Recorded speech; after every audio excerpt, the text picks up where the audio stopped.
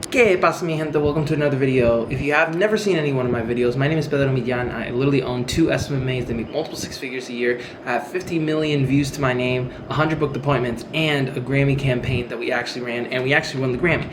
And I'm not trying to sell you anything. I just want you to make better content online so that way you can actually make money. So Australia just basically flipped a switch and basically banned under 16-year-olds from having accounts on TikTok, Instagram, YouTube, Snapchat, X, Facebook, and more overnight. And if a government takes away millions of users from the platform that we rely on, what does that mean for your personal brand? It means actually a lot. So in this video, I'm going to break down what the Australian ban actually is, what it means for you as a creator or a business owner, and the systems you need in order to make sure that your entire brand online doesn't disappear just because somebody changed the law, right? So the first thing, I want to explain what happened with Australia overall. So it's just literally 30 seconds. But from December 10th of 2025, anyone under the age of 16 can't legally keep or create accounts on major social media apps like TikTok, Instagram, YouTube, X, Facebook, Reddit, Threads, Twitch, Kick, greens, beans, potatoes, tomatoes, you name it. You know what I mean?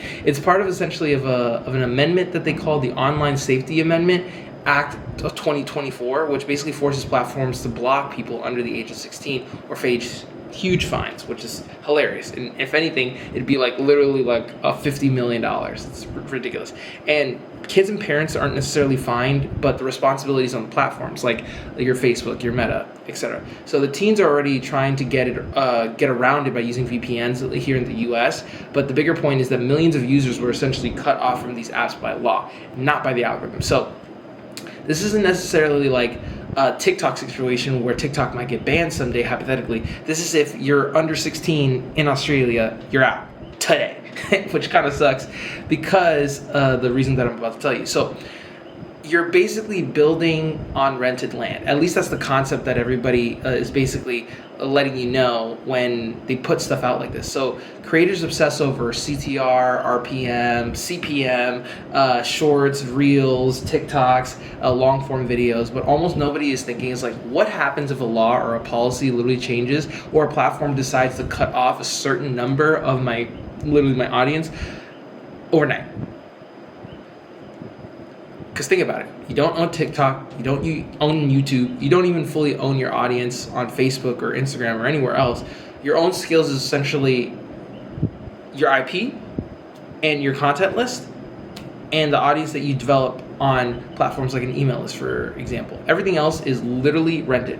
So my main thing is who should really care about this, right? I want you to understand, especially the people who watch my channel, which are essentially like aspiring creators in their 20s or 30s, and essentially social media managers in their own startups or developing their own social media platform, and business owners who basically rely on one single platform for a lot of their traffic overall. If your whole content strategy is post on Instagram and hope, you're done. You're literally one law, one ban, one algo update away from being zero, which is kind of crazy. So most of you don't necessarily have a content problem. You have an identity and an ownership problem. So here's some steps that you can actually implement in your business right now, so that way we could actually shift this around and actually make it bulletproof at this point. So step one is essentially clarify what you actually own. So you have to ask yourself the questions. It's like, if Instagram disappeared tomorrow, how would I talk to my audience? If TikTok was literally blocked in our country, right, where would people still find you? Or what would still exist in 5 years regardless of all of my accounts getting hacked, right? The things you own are essentially your skill, your IP, and your distribution, right? Your skills is essentially your content strategy, your scripting, your editing, your storytelling, your way to speak, like your form of manner of communication, your IP being your frameworks, your shows, your recurring series, your videography skills, the content list that you develop for yourself, like the catalog of content that you make for a lot of people, and your distribution, which is essentially your email list, your SMS list, your Discord, your Slack community, your school, your school community, your website. It doesn't matter. Views essentially are rented. However, skills, systems, and email lists are owned. So step two, what do we do with all this, right? So we want to build a safety net, like just literally a place where it's a system that is I guess that serves as our backup for the creator, if that makes sense. So the first one is essentially having a home platform. So literally pick one main platform in which that literally will have most of your traffic. For me, it would essentially be YouTube. Everything else is essentially repurposed, right? Super easy. And just tie in the rule of one that I literally talk about on this channel, which is essentially one channel, one post a day, literally one back catalog, and a bunch of other stuff that's literally super simple. Like it's one primary problem you solve and one clear audience you speak to. Completely forgot, I don't know why I did that. But anyway, layer two, you essentially own a channel. So you want to make sure that not only that you have a home platform, but literally own a channel. So it would be essentially either your email list or a simple site or landing page. So like an email list would be like, you have a freebie, and then you literally have stuff where people can get sent stuff, and you have like a lead magnet that's attached to it, and you send your best videos and your thoughts weekly, like a blog, for example. Or with a simple site and a landing page, you can essentially use like a basic Notion or a Linktree style site where essentially you control, and it's better than nothing, right? And the third one is essentially, or the third layer, I should say, is off-platform offers, right? So it could be one-on-one calls, it could be the audits that you create, it could be digital products that you create on School, or digital products that you create on Patreon or Kajabi. It could be services like content packages or strategy retainers. If your only offer is AdSense, you don't have a business. You have an allowance. An allowance. Allowance. That doesn't make any sense, right?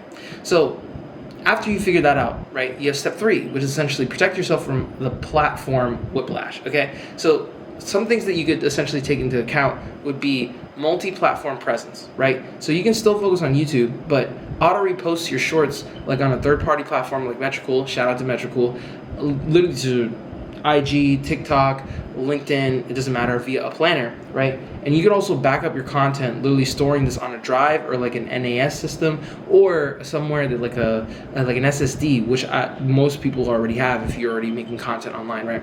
And then own your audience relationship. Talk to them like people. They're not just views. 200 people are still 200 people.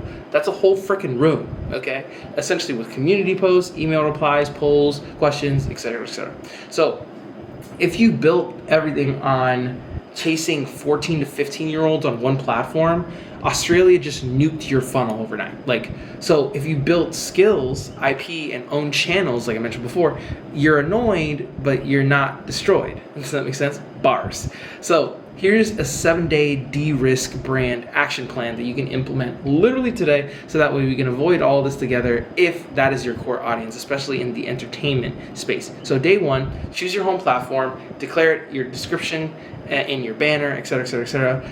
Day two is essentially create a simple freebie like a Notion page or a PDF or a Google Doc for all my business owners out there, and start an email list, literally with ConvertKit or MailChimp or Beehive or whatever. And day three, you set up a backup content system, either in your folders on your computer, your NAS system, or your G Drive or any SSDs that you can literally buy. And day four, you essentially brain dump 20 to 30 video ideas into a content bank, whether it be on Google Sheets or Notion. Day five, pick a simple offer, implement the rule of one, one video a day, one audience, one strategy call, one offer, one content audit, doesn't matter. Literally just one thing, super simple. And day six, you essentially connect your home platform to your email list plus your offer, right? You essentially pin a comment or add a line in your description basically describing if you want more information regarding my business and everything else, you can literally click the link in the description, right? And then record one video where you explicitly talk about this. Here's how I'm building my brand so I'm not dependent on one platform.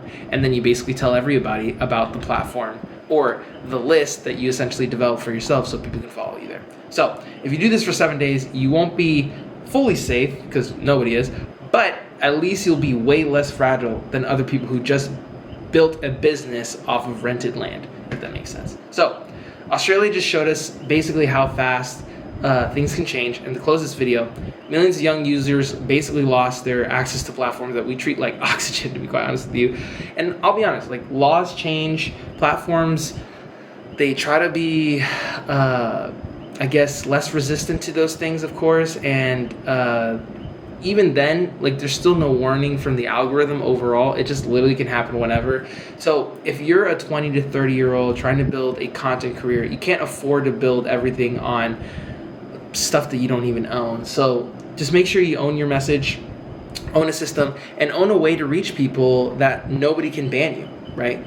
So if you really like this video, make sure to like and subscribe, because I literally put videos out like this so that way you can make content online to make money, whether it be from content planning, content strategy, social media marketing, video, how to make videos, etc., etc. On top of that, if you're a person that wants to make videos for other people or create a social media marketing agency like I have for other people to make a 6-figure business within 90 days, click the first link in the description. We literally have a community and a coaching program and a course up there literally just for you. However, if you like the videos, don't stop watching there. It really helps me and the algorithm overall on YouTube. Just click around here and you can pick a video and don't stop watching there. Otherwise, I will see you in the next video. Peace.